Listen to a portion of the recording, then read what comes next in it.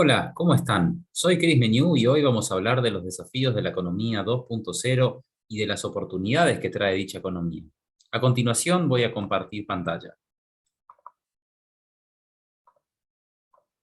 Bien, ¿cómo es la economía 2.0? Hay diferentes concepciones y características que trae actualmente la economía 1.0, pero principalmente podríamos decir que es lo físico. El comienzo de la economía 2.0, a diferencia de la economía 1.0, es que ya no hablamos de solamente lo físico, sino en la bifurcación entre lo físico, lo digital y lo biológico. Es así que hoy el mundo se encuentra ante una reglobalización, que muchos dicen si no es una desglobalización, pero todo lo contrario. Estamos viendo que se está reinventando el mundo con todas las cosas que estamos actualmente viviendo, entre las cuales podríamos mencionar que ya no tenemos que hablar de un comercio pensado para los países, sino en un comercio pensado para las ciudades, y que esas mismas ciudades deben de pensar en un comercio interciudad, y que a su vez, luego de que se comienza eventualmente a realizar un comercio interciudad, comenzar a crear megalópolis inteligentes, que la palabra inteligente no viene por la inteligencia artificial, sino por la fusión de inteligencias para mapear lo que es un nuevo concepto de la globalización, que sería la globalización de la inteligencia, donde, donde las funciones o cómo nos fusionamos es gracias a la fusión de inteligencias. Las características que tiene a su vez esta globalización en este comercio 2.0 y que le da origen a la globalización 2.0, principalmente, bueno, en primera instancia podríamos mencionar lo que decíamos antes, ¿no? Que en el siglo XX el comercio estaba pensado para los países, hoy hablamos de un comercio pensado para las ciudades. En el siglo anterior hablábamos de los continentes, hoy tenemos que hablar de las megalópolis inteligentes, y hasta el siglo pasado nosotros hablábamos de una geografía política que nos limitaba por la geografía principalmente y puntualmente regional, ¿sí? O global por las limitaciones que estaban basadas por los límites territoriales. En cambio, cuando hablamos de la geografía funcional, puede ser en el caso, vamos a poner un ejemplo, en el caso de Bogotá, que recientemente firmó un convenio con la ciudad de Dubái. Ahí no hay una cercanía, ahí no hay una geografía política que hace que uno piense que el vecino no puedes hacer negocios conmigo, porque hablamos de que esa geografía funcional es en virtud de lo que tengo y lo que me falta y cómo me puedo complementar con otras ciudades. Y en el siglo pasado, principalmente el comercio fue pensado para lo físico, para una globalización que después de la caída del muro de Berlín en el año 89, nosotros comenzamos a ver cómo había una globalización de los mercados. Y hoy ya hablamos de un comercio que está siendo, sobre todo a mediados del año 2000, un comercio digital, pero que ya al estar hablando del metaverso nos invita a vislumbrar ese nuevo rumbo que parte esta nueva globalización y esta nueva economía, que es la virtualidad, donde justamente los humanos digitales o los avatares humanos van a ser protagonistas en esta hibridación con la inteligencia artificial, donde, como decía en un principio, en esta nueva globalización ya no hablamos de la globalización de los mercados, sino de la globalización de la inteligencia, y donde es importante pensar que en el siglo XXI, a diferencia de lo que se hacía antiguamente, que se pensaba en mandar delegaciones comerciales a otras ciudades, a otros países, hoy no importa tanto mostrar lo que tengo como país o como ciudad, sino en insertarme comercialmente en otras ciudades o en otros países con el concepto de que ese socio local me va a potenciar tanto mi modelo de negocio como mi idea. Este nuevo mundo que se podría contemplar, si es un mundo que fue el mismo mundo que nosotros vimos, que partíamos de la base de esa digamos, concepción que derivó a que hablemos de un mundo bipolar luego de la finalización de la Guerra Fría, ¿no? Pero esa Guerra Fría era entre dos grandes naciones. Hoy tenemos que hablar de un mundo donde ya el poder no está en las naciones, sino está en las corporaciones. Por eso, cuando hablamos del nuevo mundo, tenemos que hablar de la tecnopolaridad, donde podríamos mencionar que hoy en la actualidad nosotros tenemos muchos países que en un conjunto de los mismos una sola corporación lo podría comprar, como en el caso de Apple, que podría comprar 5 países enteros en América Latina. Y en el caso, por ejemplo, de Amazon, que está creciendo una tasa de crecimiento del 10% anual, que hoy se podría mencionar que tiene el 50% del PIB de Estados Unidos y que si continúa así en ese crecimiento en los próximos 10, 15 años, probablemente Amazon tenga el mismo PBI que el mismo Estados Unidos. Entonces, este nuevo mundo que estamos viendo ya no es un mundo que se debate entre el poder de naciones, sino entre las corporaciones. Y eso también lo estamos viendo en la actualidad con el tema que está partiendo ahora en esta nueva era espacial, donde las grandes corporaciones tecnológicas ya se están volcando a la industria espacial y están compitiendo en quién va a ser el líder en el ámbito espacial. Este mundo actual donde la tecnología es omnipresente porque está en todos los lugares y cada vez todo se está volviendo tecnológico, con una inteligencia artificial que no solamente se está duplicando en conocimiento anualmente, sino lo podemos ver también en el sistema de gráficos, ¿no? En esta nueva ley de One, este CEO de NVIDIA que manifiesta que el poder de los gráficos se puede ver al año cómo se duplican esos gráficos, y si uno ve lo que acaba de ser recientemente el lanzamiento del videojuego Matrix, uno puede contemplar cómo los gráficos cada vez son más reales. Un mundo actual que también nos está mostrando que es muy probable que las guerras no sean físicas, sino que sean biotecnológicas, con virus mutados y con, por ejemplo, amenazas que son muy latentes, como por ejemplo una que son bombas de grafito que pueden afectar a centrales eléctricas de países enteros y dejarlos sin electricidad. Una crisis económica que en muchos lugares del mundo se está viendo y contemplando porque justamente los mismos gobernantes no están reinventando y generando un concepto de trabajo nuevo. Se habla de que necesitamos nuevos puestos de trabajo, pero muy pocos países están generando escuelas de reentrenamiento laboral para los trabajadores, sobre todo los mayores de 45 años. Una crisis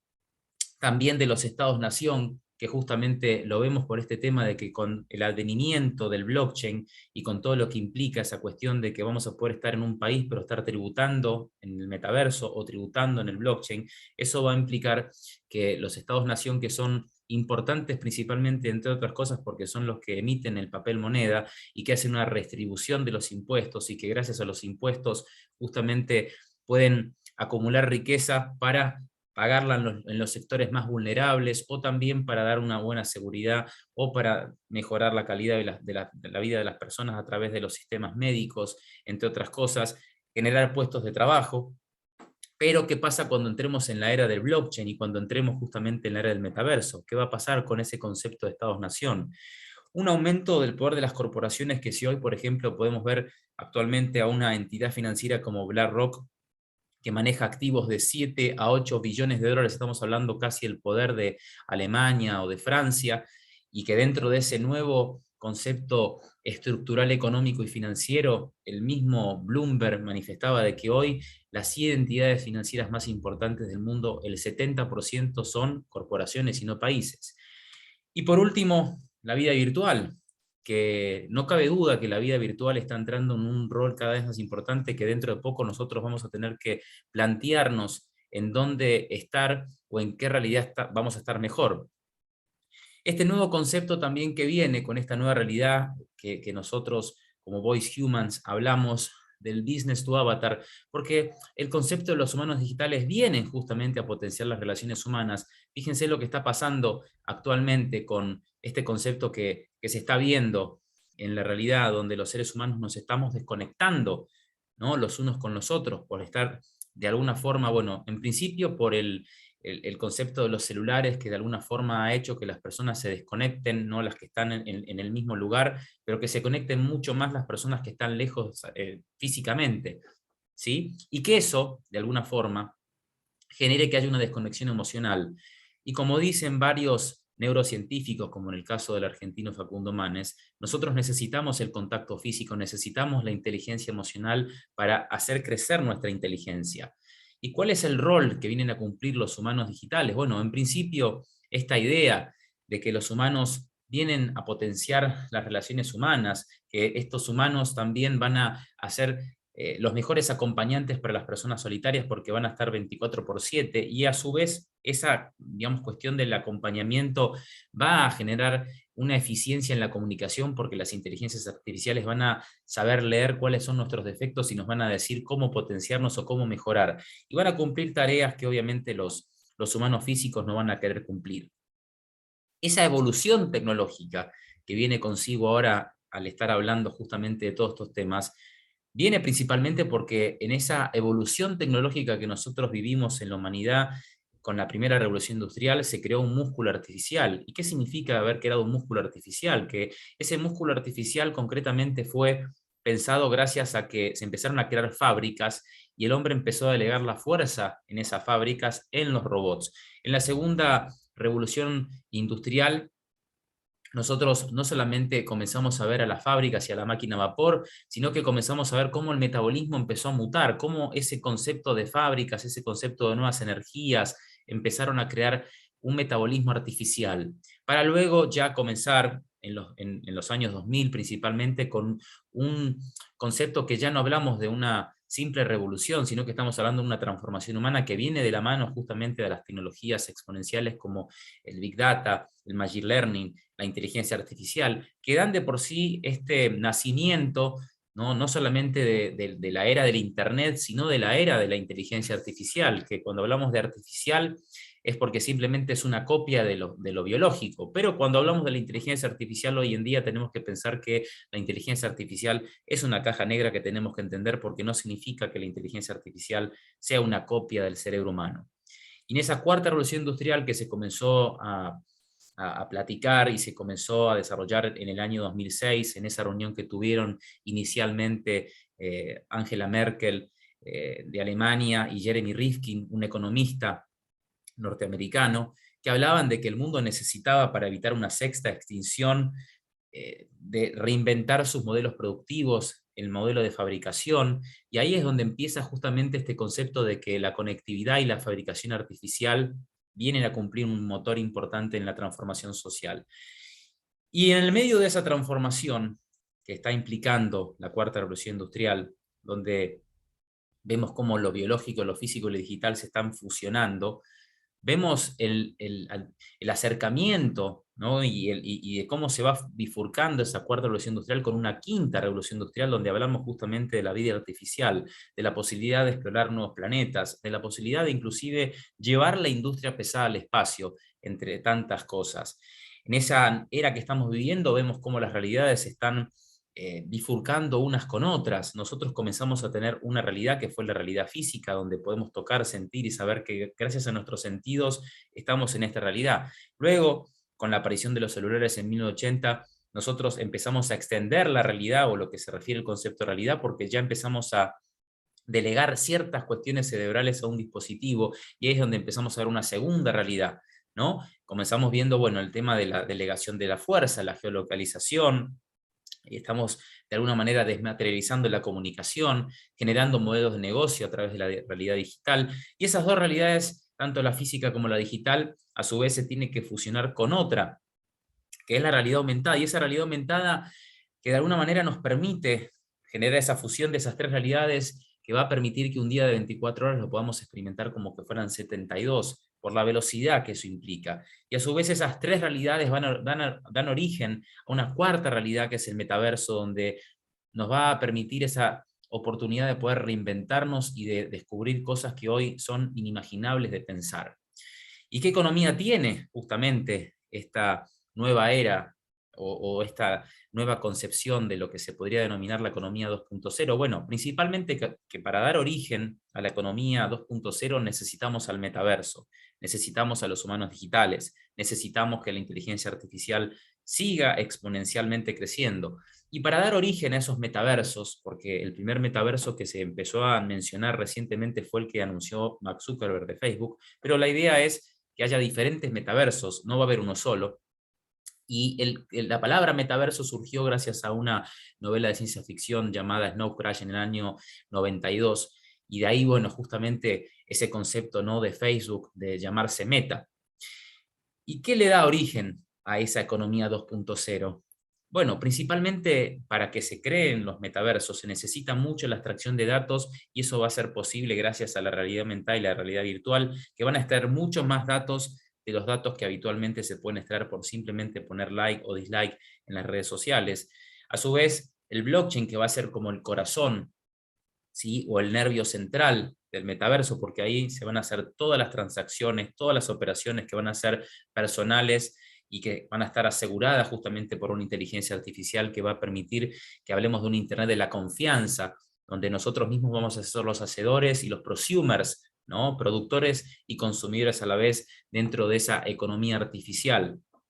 que va a ir de la mano justamente con el concepto de la web 3.0, que es un concepto que viene de la mano a hablar de que vamos a un poder del usuario y no del poder que vimos sobre todo en la web 2.0, donde las grandes corporaciones a través de los data centers de alguna manera extraían los datos y eran los que controlaban el poder gracias a la extracción de datos. Por eso hoy se habla de que realmente el poder lo tienen aquellos que saben gestionar los datos o que pueden extraer los datos. Pero antes de la web 3.0 hubo dos webs anteriores. La primera, que fue simplemente el comienzo de la web, donde nosotros lo único que hacíamos era bajar o descargar información digamos, de las computadoras. Y en la web 2.0 ya comenzamos a ver cómo se empezó a crear una economía, ¿sí? Digital con la aparición de las plataformas digitales, ya sea de Facebook, ya sea de Amazon, Alibaba, entre otras. Y ese concepto de la web 3.0 es lo que le va a dar, o mejor dicho, le va a terminar de dar fuerza a lo que va a ser la economía del metaverso, que va a permitir que hablemos de un comercio donde prácticamente las sensaciones van a ser más importantes que lo físico, y donde la mente factura, o sea, lo que con mi mente se pueda crear va a tener mucho valor a tal punto que se vaticina que la economía del metaverso va a ser más importante que la economía mundial en el año 2040. No estamos hablando de 100 años, estamos hablando de los próximos 20 a 30 años, como mucho. Y en ese nuevo comercio del siglo XXI ya tenemos que hablar de los científicos del conocimiento, que son aquellas personas que no estudian por repetir información, sino que constantemente están aprendiendo porque necesitan ser trabajadores del concepto. En una economía donde prácticamente el ser va a ser más importante que el tener, porque hablamos de una evolución del comercio de forma tal que estamos camino de una era donde las compras físicas están quedando totalmente obsoletas para pasar a una era donde las sensaciones y la venta de ilusiones van a ser más grandes que cualquier cosa. Y en ese concepto del comercio en la actualidad, hablamos de un comercio que principalmente está basado, fundamentado en lo híbrido, en cómo la inteligencia artificial se tiene que fusionar justamente con el ser humano para dar origen a una nueva economía, a una economía que, como les comentaba anteriormente, es una economía donde la experiencia es más importante que lo físico. Y dentro de esa experiencia hablamos de una rapidez, de una eficiencia, en un mundo donde cada vez todo es más cambiante y volátil. Y en ese mundo que nosotros estamos entrando, es un mundo que desde ya el comercio interciudad es importante, pero ¿qué tienen que entender las ciudades dentro de ese concepto de comercio interciudad? Que la integración, la complementariedad y justamente la geografía funcional, conceptos que tratamos anteriormente, son importantes a la hora de dar origen a una nueva geografía que va a estar principalmente impulsada por la conectografía, que significa que gracias a la conectividad nosotros vamos a transformar la realidad y vamos a transformar la forma en que nos comunicamos y la forma en que nosotros mismos somos como seres humanos. ¿Y cómo debemos de pensar este comercio del siglo XXI? Bueno, principalmente el comercio interciudad, que le da origen a un nuevo concepto que ya no son los continentes, sino que son las megalópolis inteligentes. Pensar que las ciudades tienen que convertirse en centros de innovación, y esos centros de innovación van a permitir que los gobiernos de las mismas ciudades creen nuevos modelos y se impulsen a través de la innovación y que se conecten con otras ciudades para justamente darle un valor agregado a esa nueva concepción de un comercio 2.0 donde las ideas valen más que lo físico, y que se impulsa justamente todo esto por la conectografía, que es la nueva geografía. ¿Quién está entendiendo bien a nivel mundial estos conceptos que nosotros estamos hablando, a grosso modo? Bueno, el concepto de China 2025 con todo lo que eso implica, donde estamos hablando de que no solamente en China se está pensando en esta posibilidad de conectar a través de los mercados, ¿no?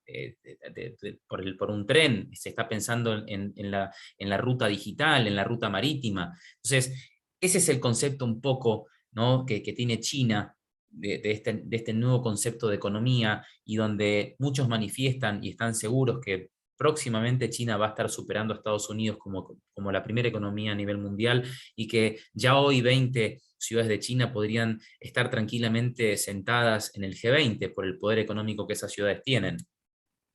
Ese mundo que estamos viendo se está dividiendo en dos economías cada vez más marcadas. Una, la economía artificial, que podríamos mencionar que solamente Estados Unidos y China lideran prácticamente lo que es el concepto de industria 4.0, porque en esos dos países se gesta el 75% de la economía denominada industria 4.0, que son muchas tecnologías que se alimentan gracias al 5G, que vendría a ser como la tecnología transversal a todas las tecnologías que van a crecer de aquí a los próximos años. Y después otro concepto de economía es el de la economía creativa, donde justamente la mente o la creatividad, o lo que tiene que ver con la intuición, o lo que tiene que ver con la pasión, le dan origen a una nueva economía también, que es necesaria impulsar en los lugares donde justamente no se esté invirtiendo en una economía artificial. Es tan importante el concepto de las megalópolis porque, bueno, las ciudades de mayor crecimiento van a dar origen a este comercio 2.0. Los Fab Labs van a conectar justamente a una nueva geografía. ¿Y por qué los Fab Labs son importantes? Porque gracias a los Fab Labs se pueden crear nuevas industrias, se puede conectar el comercio a través de las ideas, y en un comercio nuevo donde ya no importa quién lo hace, sino quién lo diseña. Y ahí está también el concepto de China 2025, cuando hablan de Design China en vez de Made in China. Y las ciudades deben de entender de que pueden complementarse a través de la geografía funcional, teniendo en cuenta que no los limita la geografía política, porque no importa que estén una ciudad en Latinoamérica y otra ciudad en Medio Oriente, porque lo que los une justamente es esa funcionalidad en ver cómo se pueden complementar. Esos negocios 2.0 nos ponen de manifiesto que, por ejemplo, hoy el mundo puede enfocarse que el epicentro de los negocios está en Dubái, que la virtualidad va a terminar rompiendo el concepto de naciones por muchísimas razones, entre las cuales lo que mencionábamos antes del concepto de blockchain, y que la inteligencia artificial debe ser, sin duda alguna, nuestro aliado si queremos potenciarnos como trabajadores o si queremos realmente ser eficientes, porque en el siglo XXI las inteligencias artificiales van a tener las respuestas, pero los seres humanos van a tener que hacer los que hagan las preguntas. Y el blockchain, que va a ser como por así decirlo, lo que termina por romper todo el concepto de los bancos centrales, porque si no se reinventan los bancos centrales y entran al blockchain, concretamente los bancos centrales van a desaparecer, y el concepto de Estado-nación también. El futuro que estamos viendo hoy en día es un futuro que se construye en la mente, y es un futuro que no muchos, digamos, en América Latina están visionando, pero que nos invitan todos estos conceptos que acabamos de hacer a reflexionar y a pensar un mejor futuro, porque si no pensamos en el futuro, el presente que hoy tenemos, además de que no va a ser un presente positivo, no nos va a permitir construir ese futuro que se construye justamente en nuestra mente y que nos permite generar la prosperidad que todos nos merecemos. Muchísimas gracias y que estén muy bien.